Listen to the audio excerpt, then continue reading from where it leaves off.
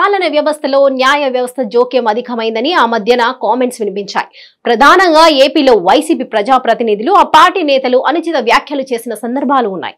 ఆది నుంచి అధినేత జగన్ పై కేసులు ఉండటం, ఆపై అధికారంలోకి వచ్చిన తర్వాతే కొన్ని నిర్ణయాలను కోర్టులు తప్పుపట్టడంతో ఈ తరహా ఆరోపణలు చేసేవారు.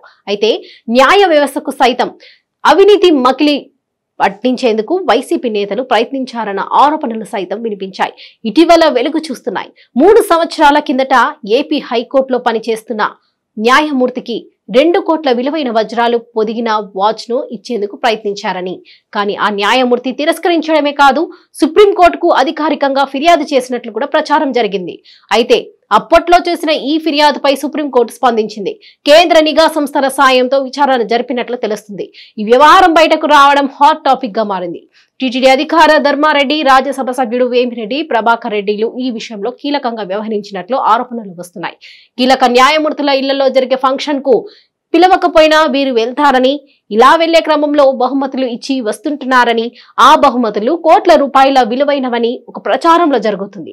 వీరి న్యాయమూర్తులకు ఇచ్చిన బహుమతుల విషయంలో త్వరలో పూర్తి స్థాయిలో స్పష్టత రానుందని టాక్ నడుస్తుంది. అదే జరిగితే రాజకీయంగా ప్రకంపనలు సృష్టించే అవకాశం ఉంది. వాస్తవానికి సీఎం జగన్ పై అనేక అవినీతి కేసులు ఉన్నాయి.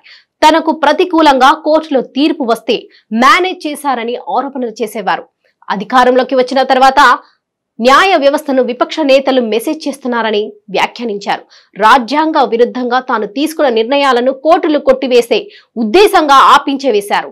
చివరికి సుప్రీంకోర్టు చీఫ్ జస్టిస్ అయ్యే సమయంలో ఎన్వి రమణ పైన తప్పుడు ఆరోపణలతో లేఖలు రాశారు. ఈ రాష్ట్రానికి చెందిన వ్యక్తి సుప్రీంకోర్టు ప్రధాన న్యాయమూర్తి అయ్యే ఛాన్స్ వచ్చిన ఆహ్వానించే స్థితిలో జగన్ లేకుండా పోయారు. అప్పట్లోనే దేశ వ్యాప్తంగా చర్చనీయాంశంగా మారారు. అటు జడ్జీలపై అనుచిత వ్యాఖ్యలు చేయడంతో చాలా మంది వైసీపీ నేతలపై కేసులు కూడా నమోదయ్యాయి. ఒకరిద్దరు జైలు జీవితం సైతం గడపాల్సి వచ్చింది.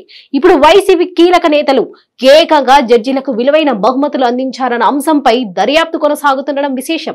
దీనిపై ఎటువంటి తీర్పు వస్తుందో చూడాలి.